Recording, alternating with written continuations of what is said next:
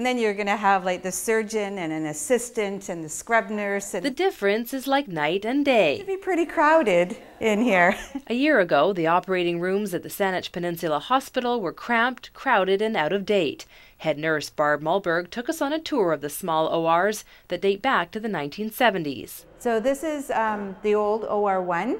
Fast forward 1 year and the rooms are being dismantled. Just down the hall, brand new operating rooms set to open after the long weekend. So this is OR2, and OR1 and 2 here are full integration. The 3 new ORs are more than double the space of the old ones. Bright, open, and up to date, doctors and nurses are now better equipped to handle the 2,500 surgeries done here each year. So we're not sort of going to be looking for space to move around, and it's just more effective, efficient, and will just make a workday easier for everybody in the ORs. Yeah. The new rooms are state-of-the-art, equipped with all of the latest overhead lights, cameras, and touchscreen technology.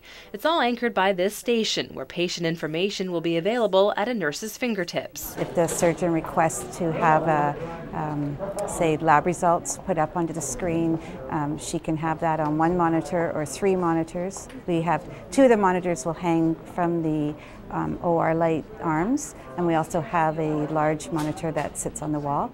As you can see in the new ORs, there's not a lot of stuff on the ground. All the computer equipment and screens have been raised up off the floor, and that's a huge improvement because in the old ORs, all the computer equipment had to be rolled in on a cart. Equipment stays in the room, so there's no more having to wheel carts in and out. The upgrades and renovations also include a new communication system between ORs, a dedicated space for sterilized equipment, and a $3 million electrical upgrade. The $9.9 million price tag came in just under budget, thanks to a partnership from the Saanich Peninsula Hospital Foundation, the province, and the CRD.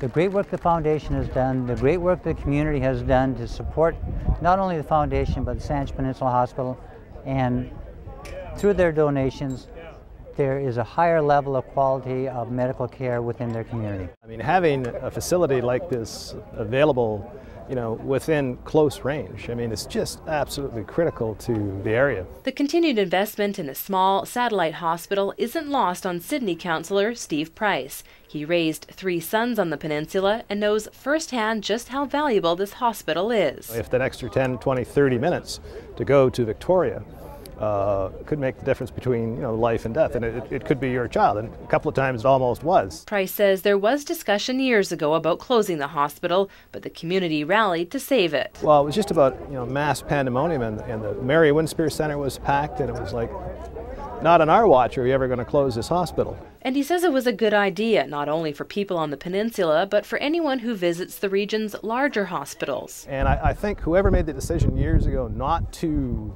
just close the smaller ones and everybody drive to Vic General, that was a brilliant decision. With the new ORs opening up in just days, the focus will now switch to finding funds to convert the old ORs into new space where people can recover from their surgery. In Central Saanich, I'm Nikki Ewanyshyn.